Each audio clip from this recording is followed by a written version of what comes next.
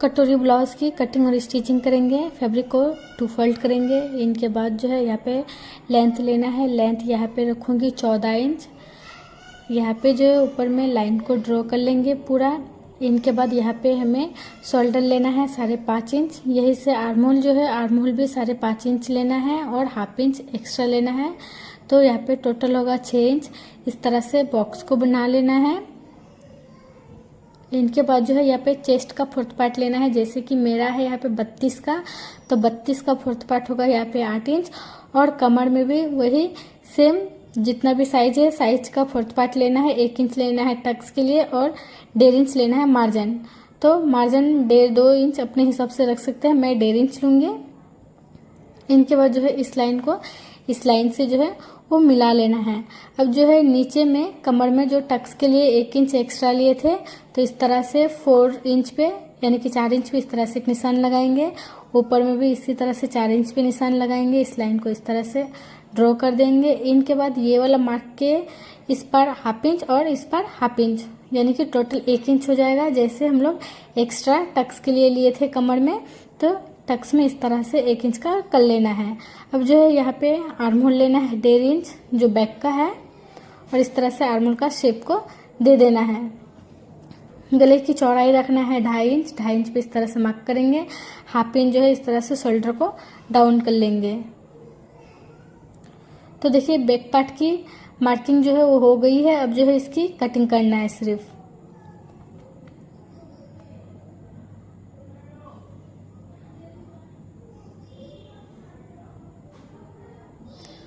यहाँ पे टक्स में भी कट लगा देंगे, मिडिल में भी नेक में कट लगा के यहाँ पे चौड़ाई जो है रख लीजिएगा जितना भी आपको रखना है। मैं यहाँ पे 6.5 इंच रखूँगी। आप कम ज़्यादा कर सकते हैं। बड़ा नेक चाहे तो बड़ा पहन सकते हैं या फिर छोटा चाहे तो छोटा पहन सकते हैं। इनके बाद जो है यहाँ पे गले की शेप को दे देना है। मैं यहाँ पे राउंड शेप दूँगी। इनके बाद इसको भी कट कर लेंगे।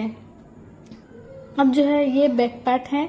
अब जो है फ्रंट पार्ट निकालना है, तो फ्रंट पार्ट के लिए मैं यहाँ पे पेपर पे पहले ड्रॉ करूँगी। इनके बाद जो है इसमें कपड़े में बैठा के इसको निकालूंगी। तो सेम जैसे कपड़े में हम लोग कटिंग किए हैं इसी हिसाब से हमें यहाँ पे मार्किंग को कर लेना है। देखिए अब यहाँ से पार्ट को हटा लेना है। पार्ट को हटाने के बाद देखिए इस तरह से हमारा एक्स्ट्रा को निकाल लेना है। और फ्रंट के बैक के हिसाब से फ्रंट जो है वो ½ इंच हमारा ज़्यादा लगेगा।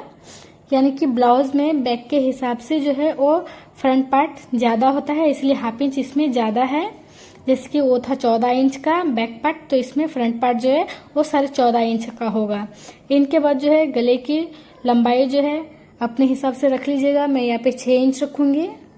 इधर से नेक की चौड़ाई 2.5 इंच बॉक्स बनाएंगे।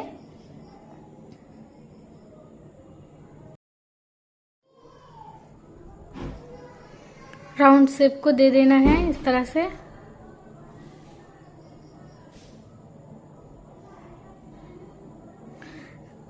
और यहाँ पे ½ इंच अंदर करते हुए इस तरह से आर्महोल का शेप को देना है, जैसे कि सूट में होता है। फ्रंट पार्ट में ½ इंच ज़्यादा, इसी हिसाब से हमें ब्लाउज में भी करना है।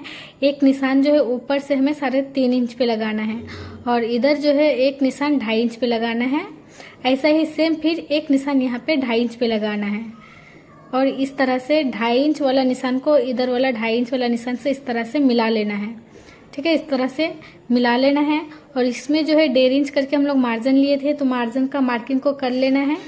इस तरह से मार्जिन का मार्किंग को कर लेंगे। इस लाइन को इस तरह से मिला लेना है। देखिए ये जो है मार्जिन है। अगर आप 2 इंच लिए हैं तो 2 इंच के हिसाब से यहाँ पे मार्जिन का मार्किंग कीजिएगा। और इसका जो है अब हमें मिडिल निकालना है। देखिए परफेक्ट साइज के हिसाब से इस पे मिडिल निकालना है हमें। और ये वाला 3.5 इंच वाला जो निशान लगाए थे 3.5 इंच वाला लाइन को इस तरह से हमें मिडिल से मिलाना है। ऊपर में 1 इंच पे इस तरह से निशान लगाएंगे। जैसे कि 6 इंच का गला है तो यहाँ पे 5 इंच पे निशान लगाएंगे और यहाँ से जो है 2 इंच पे लगाएंगे। इनके बाद यहाँ पे कमर में जो है इंची टेप को फिटिंग का साइज के हिसाब से रखते हुए इंची टेप को 3 फोल्ड करेंगे। देखिए इस तरह से 3 फोल्ड करके जो भी 3 फोल्ड में आएगा उसी हिसाब से हमें मार्किंग को लगाना है। देखिए इस तरह से 3 फोल्ड करके हमारा यहाँ पे निशान आता है। तो इस निशान को जो है इस तरह से अब कटोरी का शेप को देना है। देखिए इस तरह से कटोरी का शेप को देना है। कटोरी का शेप को थोड़ा अच्छा से कीजिएगा।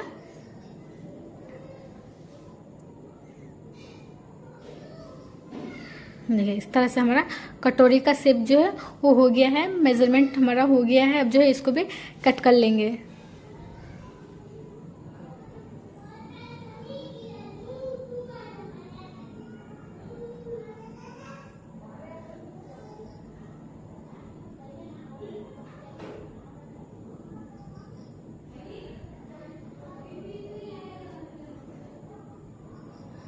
तो देखिए इस तरह से सभी पार्ट्स को कट कर लेना है। इनका ये कटोरी वाला पार्ट को जो है फिर इसको हमें बड़ा करना है साइज को। तो जैसे कटोरी का साइज है इसी हिसाब से पहले सेम मार्किंग को कर लेंगे। इसमें कुछ भी अभी चेंज नहीं करना है। जैसे कटोरी का साइज है साइज के हिसाब से यहाँ पे मार्किंग को कर लेना है।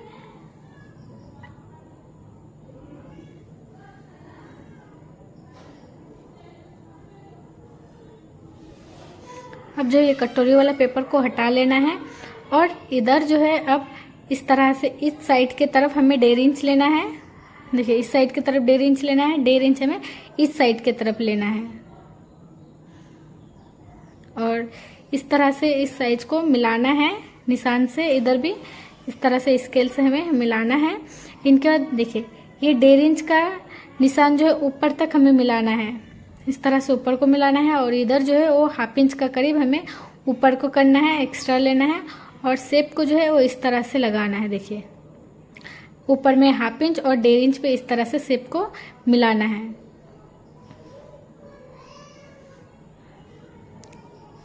अब ये वाला साइज जो भी है इसका हमें मिडिल निकालना है। देखिए इस तरह से हमें इसका मिडिल निकालना है। इंची टेप से रखते हुए इसका मिडिल निकालेंगे। नीचे के तरफ जो है वो 1.5 इंच पे निशान लगाएंगे, ऊपर के तरफ जो है वो 1 इंच पे लगाएंगे। इस तरह से नीचे 1.5 इंच और ऊपर जो है वो 1 इंच, यानी कि टोटल होगा यहाँ पे 2.5 इंच। इस तरह से हमें लाइन को मिलाना है और इधर वाला लाइन को अब जो है हमें इस तरह से मिलाना है और इधर जो है वो इस तरह से मिलाना है। देखिए इस तरह से। इनके बाद फिर यहाँ पे मिडिल में रखते हुए 1.5 इंच हमें इधर लेना है फिर, और फिर से जो है 1.5 इंच हमें इधर लेना है। अब पे वाला लाइन को फिर इस तरह से मिलाना है।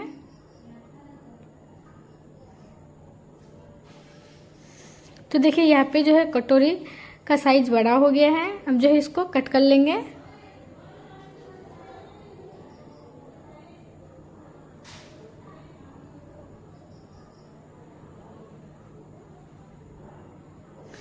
अब जो है सभी पार्ट्स को कपड़े में रख के कट कर लेंगे। जितना भी पेपर का पार्ट है सभी को इस तरह से कपड़े में रख के हमें कट कर लेना है। इनके बाद बचा हुआ फैब्रिक से जो है हमें स्लीव्स निकालना है। तो स्लीव्स के लिए भी फैब्रिक को 4 फोल्ड करेंगे। इनके बाद लंबाई लेंगे। लंबाई अपने हिसाब से रख लीजिएगा। मैं यहाँ पे 6 इंच रखूंगी। 6 इंच जो है 5 इंच मेरा तैयार होगा और 1 इंच जो है वो फोल्डिंग में आ जाएगा। तो टोटल जो है वो 6 इंच का बनेगा। इनके बाद जो है 3 इंच पे इस तरह से मार्क करेंगे और यहाँ पे आर्म होल का शेप को दे देंगे। शेप के लिए मैं यहाँ पे 2.5 इंच लूंगी और यहाँ पे मोहरी के लिए लेना है। मोहरी है मेरा यहाँ पे 5 इंच का, यानी कि 10 इंच का मोहरी है। तो इसका हाफ निकालेंगे 5 इंच और 1.5 इंच जो है जिसमें इस तरह से हमें एक्स्ट्रा मार्जिन लिए थे, मार्जिन को इसमें ऐड कर लेना है और स्लीव का जो है शेप को इस तरह से शेप के हिसाब से कट कर लेना है। मिडिल में एक कट लगाएंगे और ये फ्रंट के लिए जो है 1/2 इंच अंदर करते हुए फिर स्लीव्स को कट करेंगे जो फ्रंट में आएगा। फ्रंट वाला पार्ट में इस तरह से निशान लगा लेंगे ताकि सिलाई करते वक्त याद रहेगा। और अब जो है कटोरी में हमें सिलाई को लगाना है।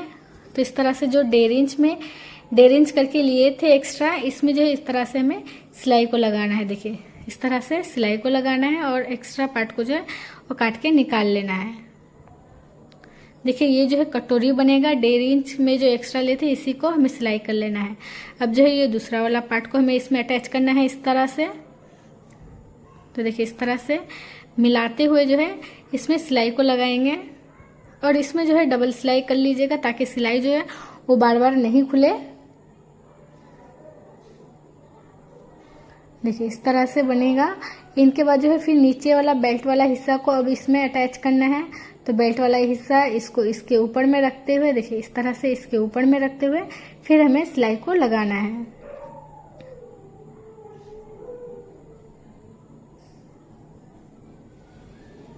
सभी में इसी तरह से सिलाई को लगा के डबल कर लीजिएगा और इसके ऊपर में फिर सिलाई को लगाएंगे।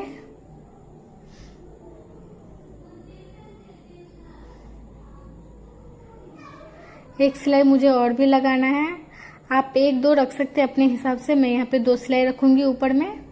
इसी तरह से दूसरे पार्ट को भी हमें बनाना है, कुछ भी चेंज नहीं करना है, सेम प्रोसेस से हमें दूसरे पार्ट को भी बनाना है। इनके बाद ये जो है बैक पार्ट को लेना है। बैक पार्ट में जो टक्स के लिए एक्स्ट्रा 1 इंच लिए थे, तो टक्स में इस तरह से हमें सिलाई को लगा लेना है। 2 टक्स बनेगा तो दोनों टक्स को इसी तरह से हमें सिलाई को लगा लेना है। तो देखिए बैक पार्ट का टक्स भी हमारा बन गया है। अब जो है फ्रंट पार्ट को इसके ऊपर में रखते हुए हमें सिलाई को लगाना है। तो फ्रंट पार्ट को इस तरह से दोनों का रखेंगे। इनके बाद जो है शोल्डर को इस तरह से सिलाई को लगा लेंगे शोल्डर में।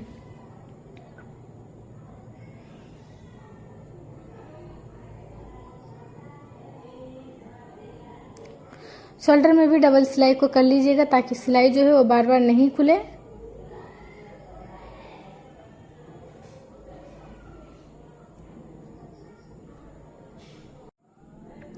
शोल्डर को जॉइंट करने के बाद जो है अब हमें इसमें स्लीव्स को अटैच करना है। तो इस तरह से फ्रंट बैक पार्ट अलग करेंगे और स्लीव्स का जो है ये फ्रंट पार्ट को फ्रंट पार्ट की तरफ, बैक पार्ट को बैक पार्ट की तरफ को रखते हुए मिडिल में जो कट लगाए थे मिडिल से हमें सिलाई को लगाने स्टार्ट करना है। अब फिर मिडिल को घुमाते हुए दूसरी तरफ को हमें सिलाई को लगाने स्टार्ट करना है इस तरह से। इनके बाद जो है स्लीव्स को इस तरह से मोहरी को फोल्ड करेंगे, फोल्ड करके फिर जो है इस तरह से सिलाई को लगा लेंगे।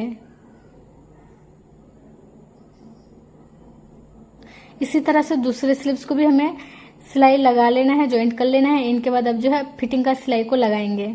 तो इस तरह से फ्रंट पार्ट को दूसरे तरफ को फोल्ड करते हुए हमें फिटिंग की सिलाई को अब लगाना है।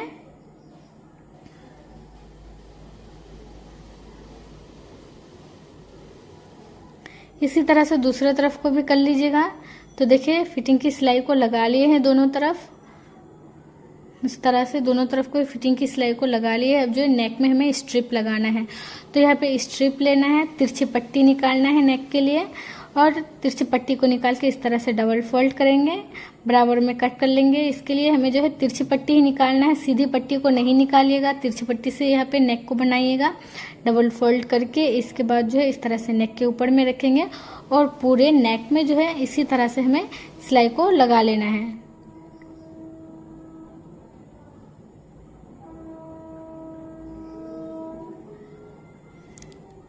अब जो है इस तरह से छोटा छोटा कट्स को लगाना है। कट्स को लगाने के बाद अब जो है हमें पट्टी को दूसरी तरफ को फोल्ड करना है। इस तरह से दूसरी तरफ को फोल्ड करके जो है अब यहाँ पे कच्ची सिलाई को लगा लेंगे। मैं यहाँ पे हैंड स्टिच करूँगी, आप मशीन का सिलाई भी लगा सकते हैं। तो मैं यहाँ पे हैंड स्टिच करूँगी, इसके लिए मैं यहाँ पे कच्ची सिलाई को लगाऊंगी। तो यहाँ पे कच्ची सिलाई को लगाई हूँ, बाद में मैं हैंड स्टिच कर लूँगी। इनके बाद जो है नीचे अब हमें इस तरह से 1 इंच का पट्टी निकालना है और नीचे की तरफ ब्लाउज का नीचे की तरफ को सीधी तरफ करते हुए इस तरह से पट्टी को अटैच करना है।